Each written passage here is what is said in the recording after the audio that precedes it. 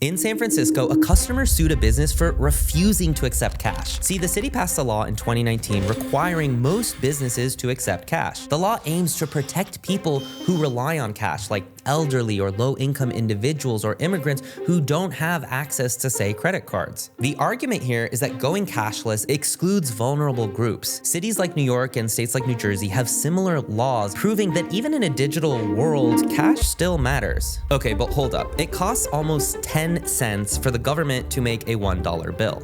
Yeah, the cost of cash actually can really add up. The US government spends about $1.6 billion a year just to make money, and $1 billion is spent just producing paper currency. They printed roughly 5 billion notes, with costs ranging from about 8.5 cents for a $1 bill to about 17 cents for a $100 bill, because that needs a little bit higher security features. So what happens if we just stop using cash and use cards and phones instead? Who are the winners and losers when we never use cash again? Governments win because it costs a lot of money to print and maintain. They can also track people and businesses better and probably collect more tax revenue.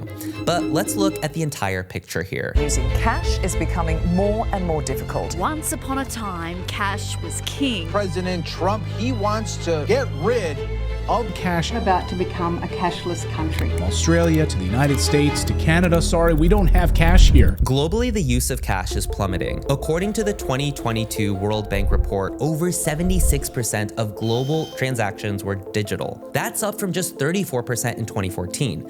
And countries like Sweden are leading the charge, with cash accounting for less than 6% of all payments. In China, mobile payment platforms like Alipay and WeChat Pay processed over $17 trillion in transactions. Just look at this chart, which shows how these countries are seeing the decline of cash usage. So are we ready for a cashless future, or are we opening a Pandora's box of unintended consequences? It turns out people tend to spend more when using cards or digital payments compared to cash, because handing over physical money makes you feel the pain of paying more, which helps curb spending. And without that tangible connection, a cashless society could actually fuel more consumer debt. I mean, just look at the US, where credit card debt has hit a record $1 trillion in 2023, partly because of the effortless nature of just tapping your card versus spending cash. Then there are the patterns leading to a cashless society. Take Sweden. They're leading the charge, with cash making up less than 1% of all transactions as of 2020, and it's dropping even more. Head over to a city in Beijing in China, and cash is so rare the Chinese government is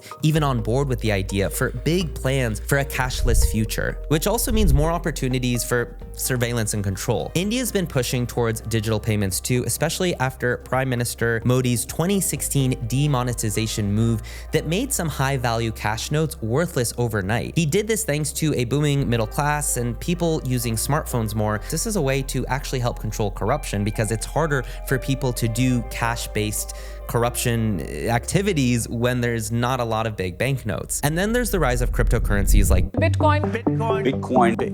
Bitcoin, adding another layer to the shift away from cash. But not every country is ready for this leap. In many parts of Africa and Southeast Asia, where financial infrastructure isn't as developed, cash still reigns supreme. Mobile banking is just getting started in some places, and people rely heavily on cash for daily transactions. Let's get into the winners and losers of this all. A cashless world isn't necessarily all good or all bad. Some people and businesses will thrive, while others might struggle to keep up. The key question is, are we ready for what's coming next? Days of overstuffed wallets in your back pocket or purse might soon come to an end. We are living in wild times. The impact of a cashless society. We've been warning you about the approaching cashless society. I think the winners here are going to be governments, businesses, and tech companies. Because when it comes to a cashless society, governments are probably just the biggest winners. I mean, think about it. If every transaction is digital, they can track everything in real time.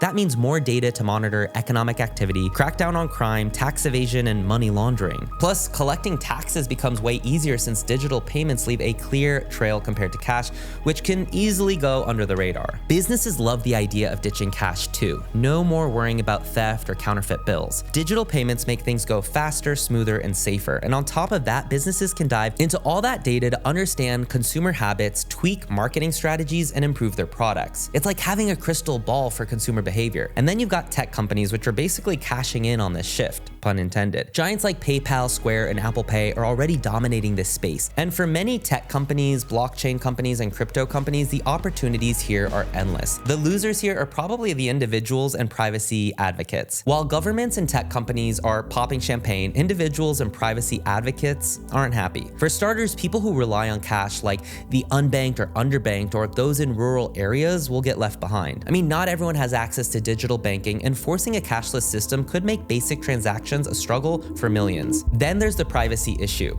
Every digital payment leaves a trail, which means that your spending habits, your social activities, even your location can be tracked by your government or a corporation, or worse, hackers. Cash offers something that digital payments can't: your complete privacy. No paper trail, no digital footprint. In a cashless world, every move you make with your money could be monitored, and that raises serious concerns about surveillance and personal freedom. Going cashless could be a double-edged sword, because when it comes to fraud and taxes, on one hand, digital payments make it harder for shady transactions to fly under the radar. Some worry that governments could start using all this data to impose new taxes or track spending habits for reasons beyond tax collection. Like, imagine a government saying, hey, you really have a low credit score, you cannot buy this. So it's not just the credit card companies that are regulating you, it's actually the government. So are we really ready for a world without cash? Governments, businesses, and tech companies stand to gain big time, but the risks to privacy and things like that are also real. Going cashless isn't just about convenience, it's a complete societal shift. But let me know what you think about all this. Are the pros gonna outweigh the cons? And what will life be like when you see something like this and say, oh, I haven't seen one of these in a while, or when kids one day look at this and say, what's that?